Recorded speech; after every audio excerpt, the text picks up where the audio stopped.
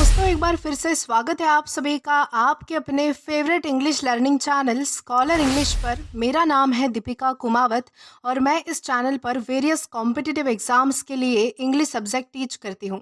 तो बेसिकली आज की इस वीडियो में हम डिस्कस करने जा रहे हैं द हिंदू एडिटोरियल का वोकैब एनालिसिस।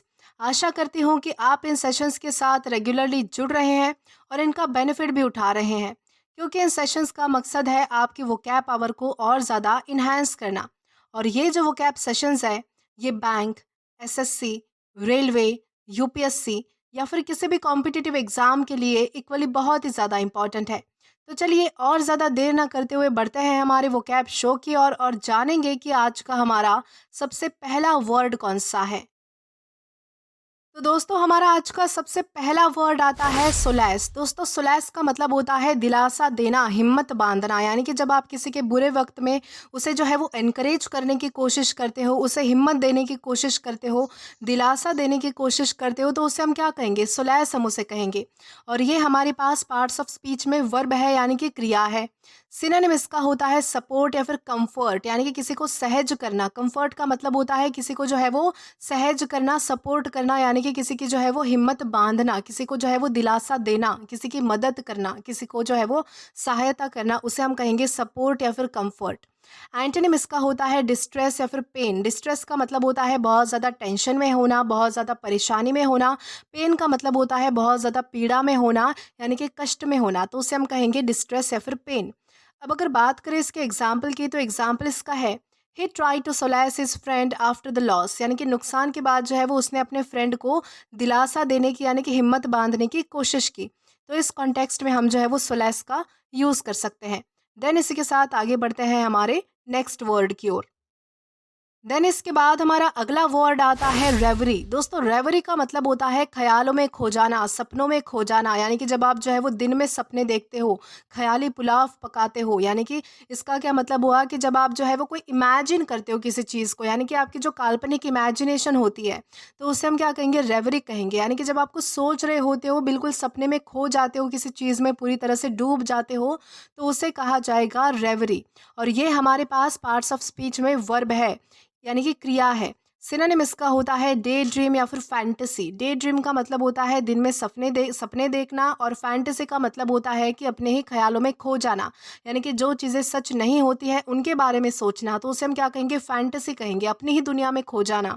आपकी खुद की दुनिया होती है ना, कि जिसमें आप जो है वो सब कुछ परफेक्ट होता है, आप सोचते हो कि हाँ ऐसा होगा, वैसा होगा, ये करूँगा, वो करूँगा, तो उसे कहते हैं फैंटेसी। यानी कि जब आप जो है वो खुद की दुनिया इमेजिन करने लगते हो, खुद का एक अलग वर्ल्ड इमेजिन करने लगते हो, तो उसे कहा जाता है फैंटेसी। अब अगर बात करें इसके एंटोनिम की, तो एंटोनिम इसका है रियलिटी या फिर फोकस। रियलिटी का मतलब होता है सच, यानी कि जो हमारी असली ज़िंदगी होती है वो।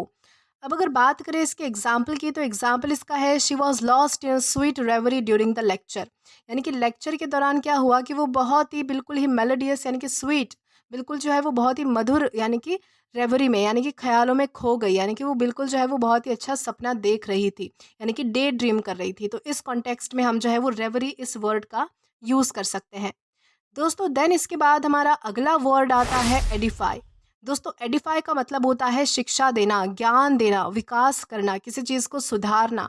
इन सारे ही कॉन्टेक्स्ट में हम जो है वो यूज़ कर सकते हैं। यानी कि जब आप जो है वो किसी को सिखाने की कोशिश करते हो, किसी को जो है वो ज्ञान देने की कोशिश करते हो, किसी को जो है वो शिक्षा देते हो, किसी का विकास करते हो, उन्नति करते हो किसी चीज़ के माध्यम से बेसिकली, तो उससे हम क्या कहेंगे? एडिफाई हम उसे कहेंगे। और ये हमारे पास पार्ट्स ऑफ स्पीच में वर्ब है, यानी कि क्रिया है। सिनोनिम इसका होता है एजुकेट या फिर अपलिफ्ट। एजुकेट का मतलब होता है किसी को शिक्षा देना, ज्ञान देना। अपलिफ्ट का मतलब होता है किसी का विकास करना, किसी की सुधारना करना। एंटोनिम इसका होता है मिसलीड या फिर कंफ्यूज। मिसलीड या फिर कंफ्यूज का मतलब होता है किसी को गुमराह करना, यानी कि भटकाना किसी को। एग्जाम्पल देखिए, तो एग्जाम्पल इसका है good books edify the mind and soul. यानी कि जो अच्छी किताबें होती है वो हमारे माइंड को, हमारे दिमाग को और हमारी आत्मा को जो है वो सुधारने का काम करती है, हमारे माइंड का और हमारी आत्मा का विकास करती है। तो इस कॉन्टेक्स्ट में हम जो है वो एडिफाई इस वर्ड का यूज़ कर सकते हैं।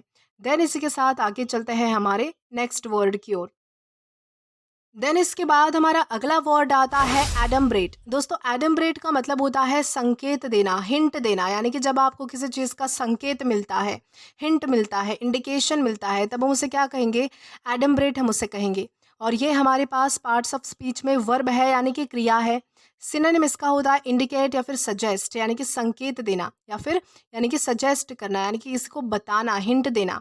एंटोनिम इसका होता है एक्सप्लेन या फिर क्लैरिफाई, यानी कि किसी चीज़ को समझाना, क्लैरिफाई करना, क्लैरिटी के साथ बताना, उसे हम कहेंगे एक्सप्लेन या फिर क्लैरिफाई। एग्जाम्पल इसका है dark clouds adumbrated the coming storm, यानी कि घने जो बादल है, यानी कि घने काले बादल है, तो उससे साफ संकेत मिल रहा था कि तूफान आने वाला है। तो इस कॉन्टेक्स्ट में हम जो है वो एडम्बरेट इस वर्ड का यूज़ कर सकते हैं। देन इसी के साथ हम आगे जाएंगे हमारे नेक्स्ट वर्ड की ओर और जानेंगे कि इसके बाद हमारा अगला वर्ड कौन सा है। तो दोस्तों इसके बाद हमारा अगला वर्ड आता है एग्लोमरेशन। दोस्तों एग्लोमरेशन का मतलब होता है समूह, एकत्रीकरण, यानी कि संघ, यानी कि जो ग्रुप होता है तो उसे हम एग्लोमरेशन कह सकते हैं। यानी कि जब बहुत सारी चीज़ें एक साथ होती है तब वो उसे क्या कहते हैं? उसे ग्रुप कहते हैं हम ऑब्वियसली। यानी कि वो एक तरीका का जो है वो समूह बन जाता है, यानी कि एकत्रीकरण हो जाता है वहाँ पर बहुत सारी चीज़ों का, तो उसे कहा जाता है एग्लोमरेशन। और ये हमारे पास पार्ट्स ऑफ स्पीच में नाउन है। सिनोनिम इसका होता है कलेक्शन या फिर मास, यानी कि किसी चीज़ का इकट्ठा हो जाना, किसी चीज़ का समूह या फिर एकत्रीकरण हो जाना, संघ बन जाना। एंटोनिम इसका होता है सेपरेशन या फिर डिवीजन, यानी कि अलग हो जाना, यानी कि विभाजित हो जाना, कोई चीज़ टुकड़ों में बट जाना। एग्जाम्पल देखिए तो एग्जाम्पल इसका है the city is an agglomeration of old and new buildings, यानी कि जो सिटी है, यानी कि जो शहर है, वो एक तरह से जो है वो समूह है किस चीज़ का? तो पुरानी और नई बिल्डिंग्स का। यानी कि उस सिटी को देखने पर ऐसा लगता है कि वहाँ पर जो है वो नई और पुरानी बिल्डिंग्स का जो है वो एक तरीके से कलेक्शन बन गया है, ग्रुप बन गया है। तो इस तरह से वहाँ पर जो है हम वो एग्लोमरेशन यूज़ कर सकते हैं। देन इसी के साथ आगे चलते हैं हमारे नेक्स्ट वर्ड की ओर। देन इसके बाद हमारा अगला वर्ड आता है आर्बिट्ररी। दोस्तों आर्बिट्ररी का मतलब होता है मनमाना, यानी कि इच्छानुसार, जो चीज़ बिना किसी ठोस कारण के, बिना किसी लॉजिक के, बस मन से या फिर अपनी इच्छा से चुन ली गई हो। यानी कि कभी कभी होता है ना कि आप जो है वो किसी लॉजिक को, कोई लॉजिक नहीं देखते आप कोई काम करते वक्त, बस आपकी इच्छा है, आपका मन है, इसलिए आप कर रहे हो, चाहे फिर वो सही हो या फिर गलत हो। तो उसे हम क्या कहेंगे? मनमानी करना। बेसिकली मनमानी करना, अपनी इच्छा अनुसार कोई काम करना जिसमें कोई लॉजिक नहीं होता है, जिसमें आपको सही गलत नहीं पता होता है, बस आपको करना है तो करना है, बस आपके मन से होना चाहिए, उससे हम क्या कहेंगे? आर्बिट्ररी हम उसे कहेंगे। यानी कि मनमानी करना, इच्छानुसार कोई काम करना, बिना किसी कारण के, बिना किसी ठोस यानी कि लॉजिक के या फिर कारण के। ये हमारे पास पार्ट्स ऑफ स्पीच में एग्जेक्टिव है, यानी कि विशेषण है। सिनोनिम इसका होता है रैंडम या फिर विम्सिकल। रैंडम या फिर विम्सिकल का मतलब होता है कि यानी कि मनमानी करना या फिर इच्छानुसार कुछ भी करना। एंटोनिम इसका होता है लॉजिकल या फिर रीजनेबल। लॉजिकल का मतलब होता है तर्क संगत, यानी कि जिसमें कोई लॉजिक होता है, जिसमें कोई पॉइंट होता है। रीजनेबल का मतलब आपको पता होगा कि जिसमें कोई रीज़न होता है, कारण होता है। एग्जाम्पल देखिए तो एग्जाम्पल इसका है his decision seemed arbitrary and unfair, यानी कि उसका जो डिसीजन है वो ऐसा लग रहा था जैसे कि उसने मनमानी की हो, अपने इच्छानुसार जो उसके मन में आया वो डिसीजन उसने सुना दिया। यानी कि ये डिसीजन जो है वो बहुत ज़्यादा आर्बिट्ररी था, यानी कि इच्छानुसार दिया गया था, उसमें कोई कारण नहीं था, कोई लॉजिक नहीं था, बिना किसी ठोस कारण के उसने जो है वो ये डिसीजन सुनाया। और ये टोटली अनफेयर था, यानी कि उचित नहीं था, यानी कि सही नहीं था, योग्य नहीं था। तो इस तरीके से हम जो है वो आर्बिट्ररी का यूज़ कर सकते हैं। देन इसी के साथ आगे चलते हैं नेक्स्ट वर्ड की ओर। देन इसके बाद हमारा अगला वर्ड आता है डिसिडेंट। दोस्तों डिसिडेंट का मतलब होता है असहमति रखने वाला, यानी कि विद्रोही। जो व्यक्ति सरकार या संस्था के विरोध में होता है, यानी कि उसके विचार उनके विरोधी होते हैं, यानी कि उनको सपोर्ट नहीं करता है, उनके हमेशा अपोज में होता है, तो उसे हम क्या कहेंगे? डिसिडेंट हम उसे कहेंगे। और ये हमारे पास पार्ट्स ऑफ स्पीच में नाउन है। सिनोनिम इसका होता है रेबेल या फिर ओपोनेंट, यानी कि विद्रोही, यानी कि सामना करने वाला, यानी कि सामने वाली टीम में होने वाला, अपोज करने वाला, अपोनेंट जिसे हम कह सकते हैं। एंटोनिम इसका होता है लॉयलिस्ट या फिर फॉलोअर, यानी कि जो वफादार होता है, जो फॉलोअर होता है, यानी कि अनुयायी होता है, तो उसे हम कहेंगे लॉयलिस्ट या फिर फॉलोअर।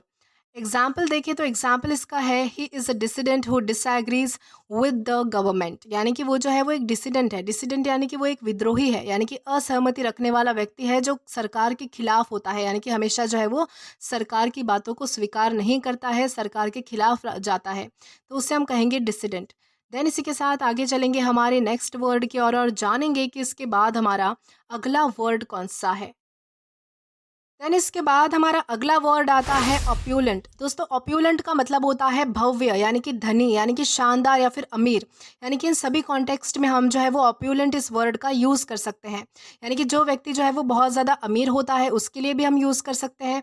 अगर कोई चीज़ बहुत ज़्यादा बड़ी है, कोई चीज़ बहुत ज़्यादा शानदार है, लैविश है, तो उसके लिए भी हम जो है वो ऑप्यूलेंट का यूज़ कर सकते हैं। ये हमारे पास पार्ट्स ऑफ स्पीच में एग्जेक्टिव है, यानी कि विशेषण है। सिनोनिम इसका होता है रिच या फिर वेल्दी, यानी कि बहुत ज़्यादा अमीर होना, धनवान होना। एंटोनिम इसका होता है पुअर या फिर सिंपल, यानी कि जो ऑर्डिनरी होता है, सामान्य होता है, गरीब होता है, उसे हम कहते हैं पुअर या फिर सिंपल। अब अगर बात करें इसके एग्जाम्पल की, तो एग्जाम्पल इसका है they live in an opulent mansion by the sea. यानी कि वो जो है वो ओपुलेंट मैंशन, यानी कि बहुत बड़े मैंशन में रहते हैं जो कि सी साइड में है। तो इस कॉन्टेक्स्ट में हम जो है वो ओपुलेंट इस वर्ड का यूज़ कर सकते हैं। देन इसी के साथ हम आगे जाएंगे हमारे नेक्स्ट वर्ड की और जानेंगे कि इसके बाद हमारा अगला वर्ड कौन सा है। तो देन इसके बाद हमारा अगला वर्ड आता है मॉलिफाई। दोस्तों मॉलिफाई का मतलब होता है शांत करना, नाराज़गी कम करना किसी की। यानी कि जब आप किसी को जो है वो शांत करने की कोशिश करते हो, किसी कोई अगर व्यक्ति नाराज़ है तो उसे यानी कि उसे आप जो है वो उसकी नाराज़गी कम करने की कोशिश करते हो, उसे मनाने की कोशिश करते हो। तो इन सभी कॉन्टेक्स्ट में हम जो है वो मॉलिफाई का यूज़ करते हैं। और ये हमारे पास पार्ट्स ऑफ स्पीच में वर्ब है, यानी कि क्रिया है। सिनोनिम इसका होता है काम या फिर पैसिफाई, यानी कि किसी को जो है वो शांत करना, किसी को मनाना। एंटोनिम इसका होता है एजिटेट या फिर इरिटेट, यानी कि कोई जब इंसान बहुत ज़्यादा भड़क जाता है तो उसे हम कहते हैं एजिटेट, यानी कि। और इसके बाद आता है इरिटेट। इरिटेट का मतलब होता है कि बहुत ज़्यादा चिड़चिड़ा जाना, यानी कि चिड़चिड़ापन दिखाना, उसे हम कहेंगे इरिटेट, यानी कि परेशान होना। एग्जाम्पल इसका है the mother try to mollify her crying baby, यानी कि एक माँ ने जो है वो अपने रोते हुए बच्चे को शांत कराने की कोशिश की। तो इस तरह से हम जो है वो मॉडिफाई इस वर्ड का यूज़ कर सकते हैं। देन इसी के साथ हम आगे जाएंगे आज के हमारे लास्ट वर्ड की ओर और जानेंगे कि हमारा वो वर्ड कौन सा है।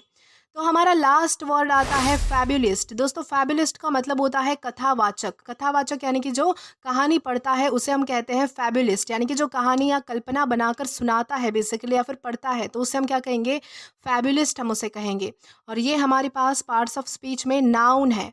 सिनोनिम इसका होता है स्टोरी टेलर या फिर मिथ मेकर। स्टोरी टेलर यानी कि कहानी सुनाने वाला, मिथ मेकर यानी कि मनगढ़ंत कहानी सुनाने वाला। एंटोनिम इसका होता है रियलिस्ट या फिर ट्रुथ टेलर, यानी कि रियलिस्ट यानी कि सच्ची घटना बताने वाला, जो सच्चा होता है उसे हम कहते हैं रियलिस्ट। और ट्रुथ टेलर टेलर का मतलब होता है सच्ची बात बताने वाला। अब अगर बात करें इसके एग्जाम्पल की, तो एग्जाम्पल इसका है he is a fabulist who entertains children with magical stories. यानी कि वो एक जो है वो कथावाचक है जो बच्चों को जो है वो मैजिकल स्टोरीज यानी कि जादुई कहानियां बता के एंटरटेन करता है। तो इस तरीके से हम जो है वो फैबुलिस्ट इस वर्ड का यूज़ कर पाएंगे। तो दोस्तों आज के लिए बस इतना ही। आज की इस क्लास का पीडीएफ आप हमारे टेलीग्राम चैनल के थ्रू एक्सेस कर सकते हैं।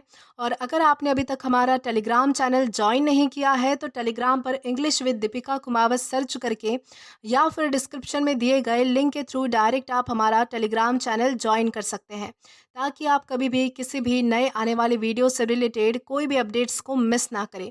और दोस्तों अगर आपको आज का ये वीडियो पसंद आया है या फिर हेल्पफुल लगा है तो do like this video, subscribe the channel and share as much as you can.